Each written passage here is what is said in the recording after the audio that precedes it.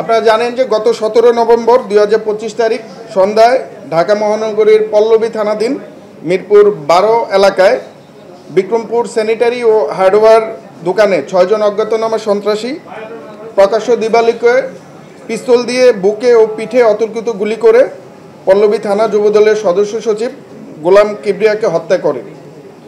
উক্ত স্থান হতে পালানোর সময় স্থানীয় জনতার উপর অস্ত্রধারী সন্ত্রাসীরা গুলি করে এবং এতে একজন রিকশাওয়ালা গুলিবিদ্ধ হয়ে গুরুতর জখম হয়। পরবর্তীতে ছাত্র জনতা তাদেরকে ধাওয়া করে জনি ভূঁইয়া নামক একজন সন্ত্রাসীকে আটক করে পল্লবী থানায় সোপর্দ করে। উক্ত বিষয়ে ভিকটিমের পরিবার পল্লবী থানায় একটি হত্যা মামলা দায়ের করে। উক্ত ঘটনাটি এলাকায় ব্যাপক চাঞ্চল্য সৃষ্টি করে এবং বিভিন্ন প্রিন্ট ও ইলেকট্রনিক মিডিয়া সহ বিভিন্ন সামাজিক যোগাযোগ মাধ্যমে ব্যাপকভাবে প্রচারিত হয়। ঘটনার পরপরই র্যাব 4-এর আবেদনিক দল ঘটনাস্থল পরিদর্শন করে এবং সেখান থেকে সিসিটিভি ফুটেজ এবং আনুষঙ্গিক তথ্যাদি বিশ্লেষণ করে ঘটনার রহস্য উদ্ঘাটন এবং জড়িত আসামিদেরকে আইনের আওতায় আনার জন্য ছায়া তদন্ত শুরু করে।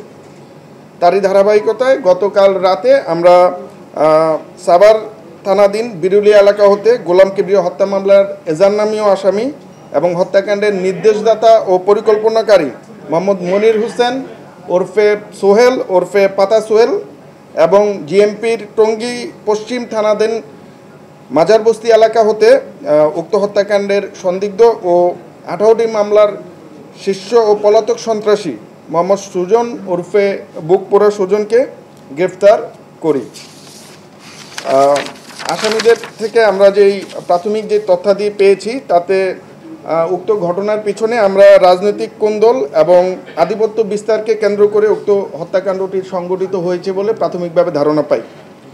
এছাড়াও তারা জানায় যে উক্ত হত্যাকাণ্ডটি সংগঠিত করার পিছনে একটি সুপরিকল্পিত পরিকল্পনা কাজ করে যাতে একটি মোটা অঙ্কের অর্থ লেনদেন হয়। বিজলি কেবলসের স্কিন কোটেড ইনসুলেশন আগুন প্রতিরোধী। বিজলি কেবলস, নিরাপদ আজীবন। উক্ত আসামিগণ পেশাদার হত্যাকারী এবং তাদের বিরুদ্ধে বিভিন্ন থানায় একাধিক মামলা রয়েছে। উল্লেখ্য যে উক্ত হত্যাকাণ্ডের এজার নামীয় আসামি মোহাম্মদ মনির হোসেন ওরফে পাতা সোহেলের নামে একাধিক হত্যা, ডাকাতি, মাদক সহ পল্লবী থানায় মোট 8টি মামলা রয়েছে। হত্যাকাণ্ডের সাথে সন্দিগ্ধ অপর আসামি বাসানটেক থানাধীন এলাকার শীর্ষ সন্ত্রাসী এবং 18টি মামলা ও একাধিক ওয়ারেন্টভুক্ত সুজন ওরফে বুকপোড়া সুজন। তার বিরুদ্ধে ডাকাতি, খুনসহ ডাকাতি, হত্যা, মাদক, অস্ত্র ও বিস্ফোরক মামলা সহ বেশ কয়েকটি ওয়ারেন্ট রয়েছে। সে দীর্ঘদিন আইনশৃঙ্খলা রক্ষাকারী বাহিনীর চোখ ফাঁকি দিয়ে ঢাকা মহানগরীর বিভিন্ন স্থানে সংঘবদ্ধ অপরাধ চক্রের নেতৃত্ব দিয়ে আসছিল। মিরপুর কেন্দ্রিক বিভিন্ন সন্ত্রাসী কার্যক্রমে সুজন অস্ত্র সরবরাহ করে বলে প্রাথমিকভাবে জানা যায়। উল্লেখ্য যে গ্রেফতারকৃত আসামিদ্বয় সাম্প্রতিক সময়ে মিরপুর কেন্দ্রিক গড়ে ওঠা 4 স্টার গ্রুপ এর সক্রিয় সদস্য। গ্রেফতারকৃত আসামিদেরকে আইনানুগ ব্যবস্থা গ্রহণের নিমিত্তে সংশ্লিষ্ট থানায় প্রেরণ করা হচ্ছে। এছাড়াও আমাদের অভিযান চলমান। আমরা আশা করি এই ঘটনার সাথে আর যারা সম্পৃক্ত রয়েছেন তাদেরকে খুব শীঘ্রই আইনের আওতায় নিয়ে আসতে পারব। প্রাথমিকভাবে আমরা যেটা পেয়েছি, পাতা সোহেলি তাদেরকে, যারা শুটার তাদেরকে অর্থ সরবরাহ করেছিল। বাট পাতা সোহেল আসলে কোন জায়গা থেকে অর্থ পেয়েছে বা কে নির্দেশদাতা এটা এখনও আমরা ক্লিয়ার না। এ ব্যাপারে আরও তদন্তের প্রয়োজন রয়েছে। মোটিভটা আমাদের কাছে প্রাথমিকভাবে যেটা মনে হয়েছে যে এখানে দুইটা জিনিস কাজ করেছে। একটা হচ্ছে মিরপুর এলাকা কেন্দ্রিক যে আধিপত্য বিস্তার, সেটা চাঁদাবাজি, মাদক এবং অন্যান্য যে সকল সন্ত্রাসী কার্যক্রম আছে সেটা একটা ব্যাপার। আর দ্বিতীয় হচ্ছে রাজনৈতিক কোন্দল। আপনার যেই নিহত গোলাম কিবরিয়া তিনি যেহেতু একজন সদস্য সচিব ছিলেন এবং বর্তমানে মিরপুর ওই এলাকার রাজনীতিতে তিনি বেশ সক্রিয় ছিলেন। তো এর আগে যাদের সাথে ওনার সখ্যতা ছিল, এই রাজনৈতিক মেরুকরণের পরে সেই সখ্যতাটার এগেনস্টে তিনি কাজ করছিলেন। বেসিক্যালি বিভিন্ন জায়গায় চাঁদাবাজি কিংবা মাদক ব্যবসা এগুলাতে তার সাপোর্ট ছিল না, যতটুকু আমরা জানতে পেরেছি। এই কারণেই হয়তো এই ঘটনাটা সংঘটিত হতে পারে বলে আমরা প্রাথমিকভাবে ধারণা করছি। আপনি বলছিলেন যে 4 স্টার গ্রুপের মামুন এবং ইব্রাহিম এরা একটা গ্রুপ নিয়ন্ত্রণ করে, তার মানে এই মামুনের সম্পৃক্ততা আছে কিনা, এবং মামুন এই পাতা সোহেল কিবরিয়া এরা সবাই একসাথে একটা সময় উঠা বসা করতো? এরা একটা সময় একসাথে ওঠা বসা করতো, বাট এই ঘটনায় মামুনের সরাসরি সম্পৃক্ততা আছে কিনা এটা আসলে অনুসন্ধান করা হচ্ছে, আমরা তারপরে বলতে পারবো। জি,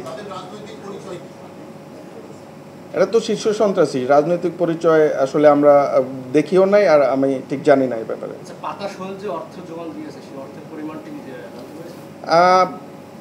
প্রাথমিকভাবে সে আসলে বিভিন্ন জনকে সম্ভবত বিভিন্ন পরিমাণ অ্যামাউন্ট দিয়েছে, তবে জনি যে প্রথমে গ্রেফতার হয়েছে তাকে 30,000 টাকা দেওয়া হয়েছিল, আর বাকিদেরটা এখনও আমাদের কাছে তথ্য নেই।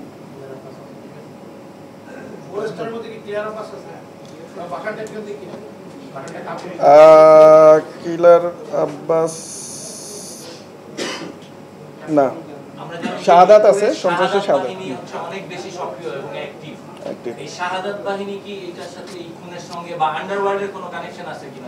আন্ডারওয়ার্ল্ডের কানেকশন ভাইয়া থাকতে পারে, এটা আসলে এই মুহূর্তে আমরা তো অভিযানটা চলমান, সো আমরা যখন আসলে সবাইকে পাবো তখন হয়তো আরও সূত্রগুলো এক করে আমরা একটা ক্লিয়ার তথ্য দিতে পারবো।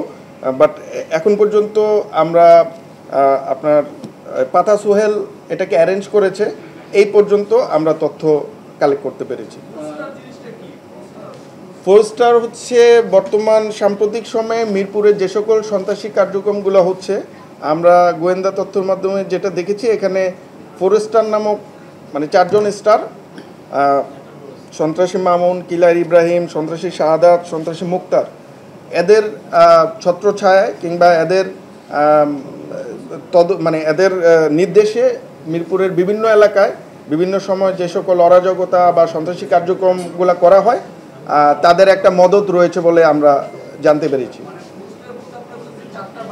রাইট।